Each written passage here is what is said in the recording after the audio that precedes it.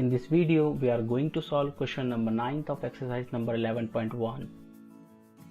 Find equation of those lines which cuts the intercepts at x-axis and y-axis.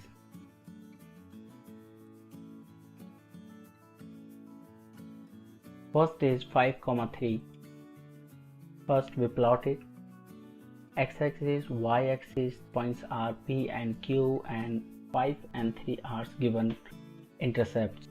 Now the equation is x upon 5 plus y upon 3 is equal to 1. After solve this, we will get 3x plus 5y is equal to 15.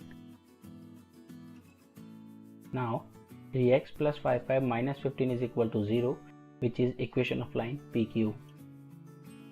Another question is that